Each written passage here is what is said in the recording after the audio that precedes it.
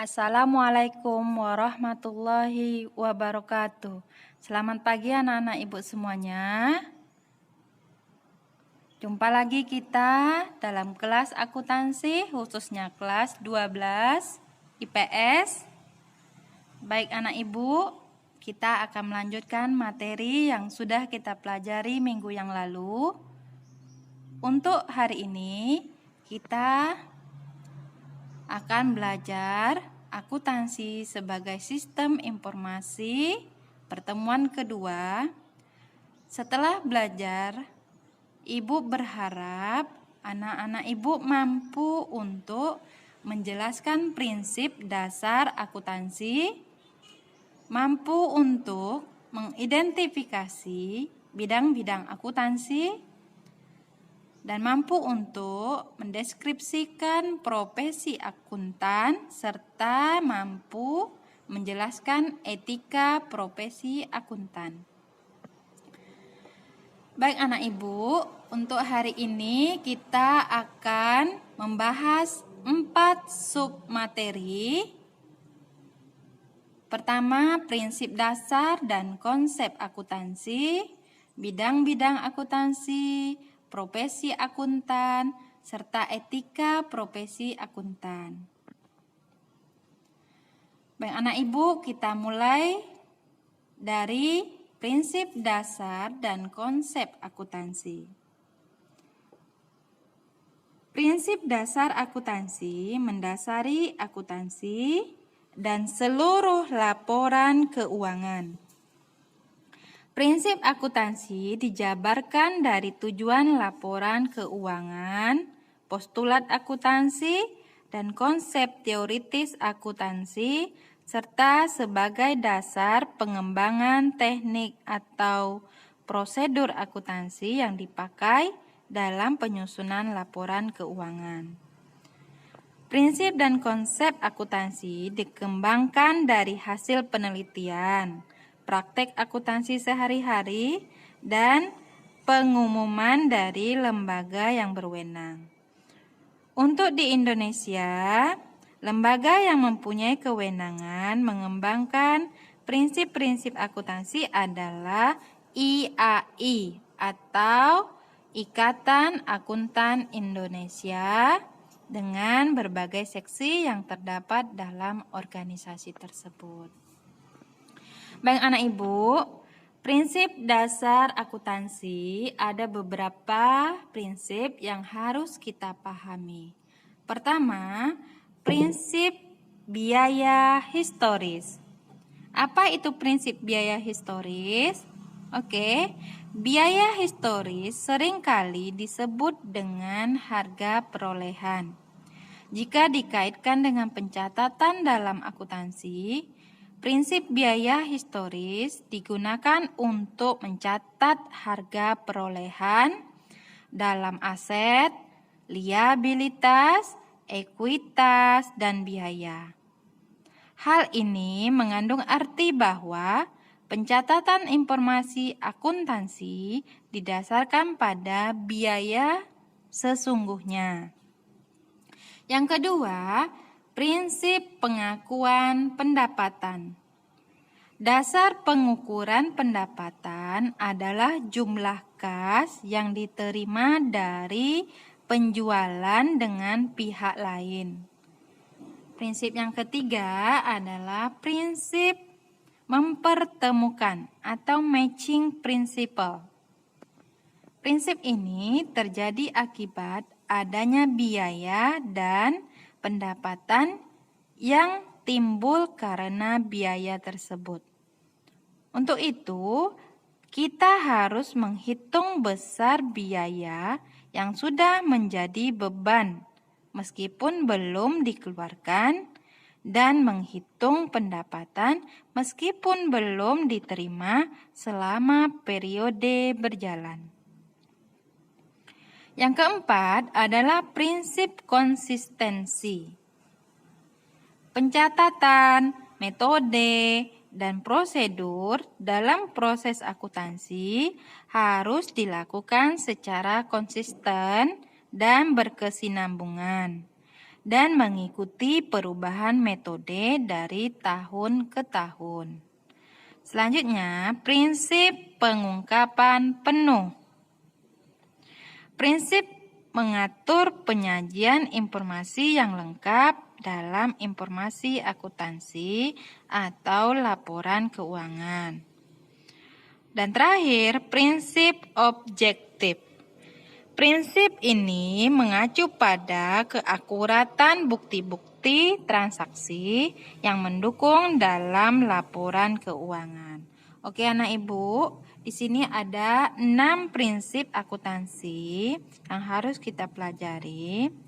Prinsip-prinsip akuntansi ini akan berdampak pada bagaimana perusahaan membuat laporan dan materi apa yang akan mereka laporkan, sehingga semua pihak yang berkepentingan akan memberikan perhatian pada pembuatan prinsip-prinsip akuntansi. Selanjutnya, kita akan membahas konsep akuntansi. Adapun konsep akuntansi yang harus dipegang teguh oleh para akuntan dan pihak-pihak yang berkepentingan dalam penyusunan laporan keuangan adalah sebagai berikut. 1. Konsep entitas usaha. Satu unit usaha yang berdiri sendiri merupakan entitas usaha atau satuan usaha ketika data ekonomi perlu disiapkan. Entitas usaha ini dapat berupa toko serba ada, restoran Padang, usaha penyewaan komputer, percetakan, atau usaha fotokopi. Entitas usaha harus diidentifikasi agar akuntan dapat menentukan data ekonomi mana yang harus dianalisis, dicatat, dan diikhtisarkan dalam laporan. Konsep entitas usaha penting karena membatasi data transaksi dalam sistem akuntansi terhadap data yang berhubungan langsung dengan kegiatan usaha. Contohnya, akuntan yang bekerja pada perusahaan perseorangan hanya akan melakukan pencatatan akuntansi terhadap kegiatan perusahaan tersebut dan bukan kegiatan aset atau utang pemilik perusahaan. Yang kedua adalah konsep biaya. Konsep biaya merupakan dasar untuk membukukan harga perolehan atau biaya.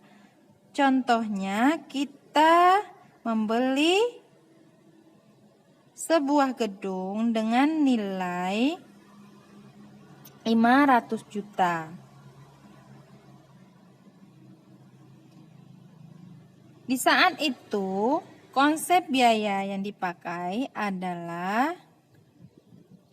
500 juta kita catatkan dalam catatan akuntansi untuk bangunan tersebut. Penggunaan konsep biaya melibatkan dua konsep akuntansi penting lainnya, yaitu objektivitas dan unit pengukuran. Konsep objektivitas mensyaratkan bahwa catatan dan laporan akuntansi harus didasarkan pada bukti objektif.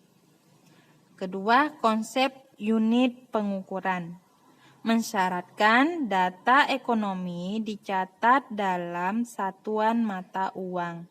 Uang merupakan unit pengukuran yang biasa digunakan dan memungkinkan keseragaman pencatatan serta pelaporan dalam keuangan. Baik anak ibu, kita lanjutkan bidang-bidang akuntansi. Di Di sini ada 9 bidang-bidang akuntansi. Pertama, akuntansi keuangan. Akuntansi keuangan adalah bagian dari akuntansi yang mengkhususkan dalam proses pencatatan transaksi hingga penyajiannya dalam bentuk laporan keuangan. Akuntansi keuangan bermanfaat bagi pihak eksternal perusahaan, misalnya bank, pemerintah, pemegang saham, dan pihak-pihak berkepentingan lainnya. Selanjutnya, auditing. Bidang akuntansi yang mengkhususkan pada pemeriksaan catatan-catatan akuntansi secara independen disebut auditing. Pelaksanaannya disebut auditor yang bekerja secara bebas tanpa dipengaruhi kepentingan pihak-pihak tertentu. Yang ketiga, akuntansi biaya. Akuntansi biaya berhubungan dengan perencanaan, penetapan, dan pengendalian biaya produksi. Karena objeknya adalah biaya produksi, akuntansi biaya lazim digunakan oleh perusahaan yang kegiatan utamanya mengubah bahan mentah menjadi barang jadi atau manufaktur. Yang keempat adalah akuntansi manajemen. Manajemen dalam menjalankan perusahaan. Akuntansi manajemen berhubungan dengan berbagai masalah khusus yang dihadapi manajemen dan pemecahannya membutuhkan beberapa alternatif. Akuntansi manajemen juga terlibat dalam penyusunan rencana pembelanjaan anggaran pada masa yang akan datang. Yang kelima, akuntansi anggaran. Akuntansi anggaran berhubungan dengan penyusunan rencana pengeluaran perusahaan dan membandingkannya dengan pengeluaran aktual. Akuntansi anggaran merupakan bagian dari akuntansi manajemen. Selanjutnya, akuntansi perpajakan. Akuntansi perpajakan mengkhususkan kegiatannya dalam menyiapkan data yang diperlukan untuk perhitungan pajak. Tujuannya adalah agar pajak yang dibayarkan perusahaan sesuai dengan peraturan pemerintah. Yang ketujuh, sistem akuntansi. Sistem akuntansi adalah bidang akuntansi yang mengkhususkan dalam perencanaan dan pelaksanaan prosedur pengumpulan serta pelaporan data keuangan.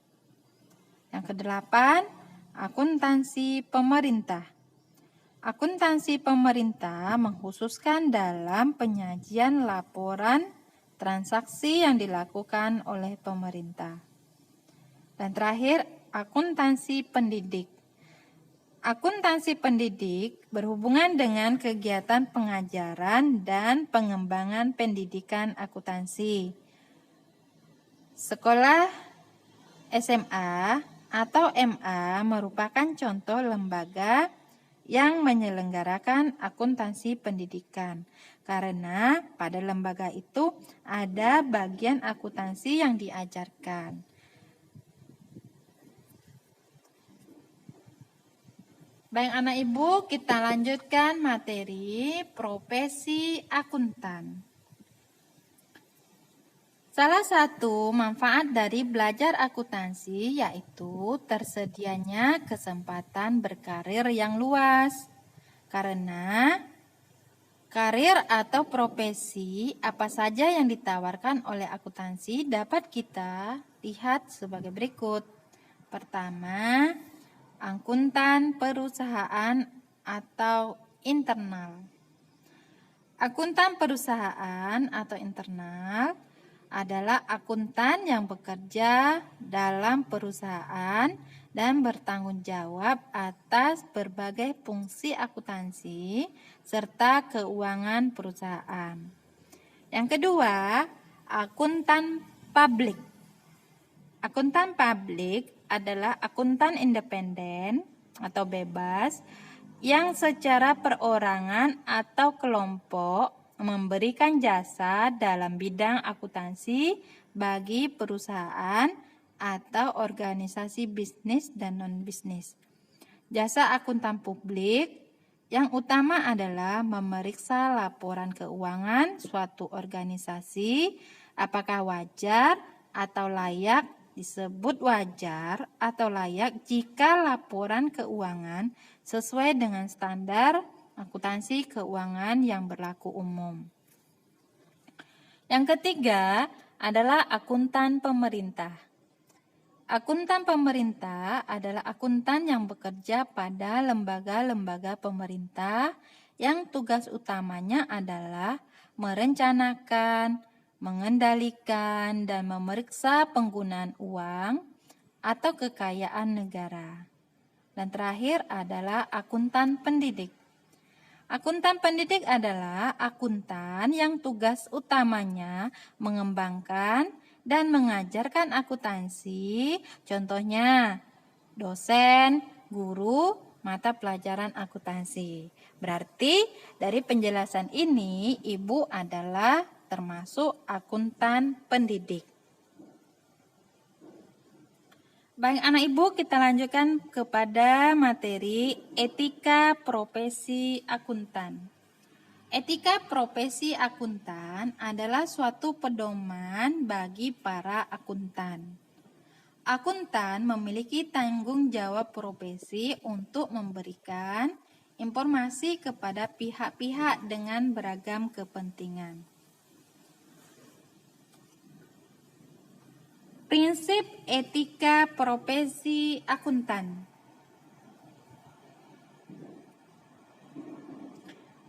Dalam Kode Etika Akuntansi Indonesia tahun 1998 disebutkan 8 prinsip etika profesi akuntan. Pertama, tanggung jawab profesi. Dalam melakukan kegiatan, setiap anggota wajib menggunakan pertimbangan moral dan bertindak profesional. Yang kedua, kepentingan publik. Setiap anggota dalam pelayanan publik harus menghormati kepercayaan publik dan wajib menunjukkan komitmen dan profesionalitasnya. Yang ketiga, integritas. Setiap anggota wajib meningkatkan kualitas kerja dan integritasnya dengan meningkatkan kualitas kerjanya, serta melaksanakan tugas dengan penuh tanggung jawab. Yang keempat, objektivitas. Setiap anggota harus memegang teguh prinsip objektivitas dengan tidak memihak, jujur, adil, serta bebas dari kepentingan dan pengaruh dari pihak manapun. Kelima, kompetensi dan kehati-hatian profesional. Dalam melaksanakan jasa profesionalnya harus dengan penuh kehati-hatian, ketekunan, serta mempertahankan pengetahuan dan keterampilan dengan kompetensi secara profesional. Selanjutnya anak ibu, prinsip kerahasiaan. Setiap anggota wajib menjaga segala informasi yang diperoleh dan tidak boleh mengungkapkan informasi tersebut tanpa persetujuan pemakai jasa. Selanjutnya, perilaku profesional. Setiap anggota wajib dan harus menghindari tindakan-tindakan yang berusaha mendiskreditkan atau mengurangi tingkat profesi, seperti perwujudan tanggung jawab kepada penerima jasa, pihak memberikan kerja dan masyarakat. Terakhir, standar teknis. Setiap anggota wajib melaksanakan kegiatan secara profesional yang sesuai dengan standar teknis dan standar profesional yang ditetapkan dan dikeluarkan oleh IAI dan IFAC, yaitu Badan Pengatur dan Peraturan Perundang-undangan yang mengatur prinsip dasar akuntansi. Etika profesi mutlak dimiliki oleh seorang akuntan. Hal ini diperlukan agar tidak ada penerima informasi yang diuntungkan dan dirugikan. Selanjutnya, prinsip dasar perilaku etis akuntan. Ada 3 prinsip dasar perilaku etis bagi akuntan. 1. Menghindari pelanggaran etika sekecil apapun. Pelanggaran etika profesi, walaupun kecil, tidak boleh ditoleransi atau dibiarkan. Pelanggaran etika akan merugikan reputasi profesional seorang akuntan. Yang kedua, menekankan pada reputasi jangka panjang. Akuntan adalah profesi yang memberi pengaruh secara langsung kepada para pengambil keputusan, seperti pemegang saham, pemilik perusahaan, pemerintah, dan pengguna informasi akuntansi lainnya. Oleh karena itu, akuntan harus memberikan informasi yang akurat, tidak mencari keuntungan jangka pendek, dan berorientasi pada reputasi jangka panjang. Dan yang ketiga, siap menghadapi konsekuensi yang kurang baik bila berpegang pada perilaku etis. Informasi yang diberikan oleh akuntan digunakan oleh beberapa pihak yang memiliki berbagai kepentingan. Namun, dalam kenyataannya, akuntan sering dipengaruhi agar memberikan informasi yang disesuaikan dengan kepentingan pihak-pihak tertentu. Oleh karena itu, seringkali terjadi konflik karena akuntan tidak bersedia memberikan informasi sesuai kepentingan pihak-pihak tersebut. Seorang akuntan yang baik tidak akan berkompromi terhadap penyimpangan. Baik anak ibu, demikian pembelajaran kita hari ini. Berarti sudah selesai kita mempelajari bab pertama, akuntansi sebagai sistem informasi. Ibu berharap anak ibu pelajari kembali dan ibu akhiri. Terima kasih. Wassalamualaikum warahmatullahi wabarakatuh.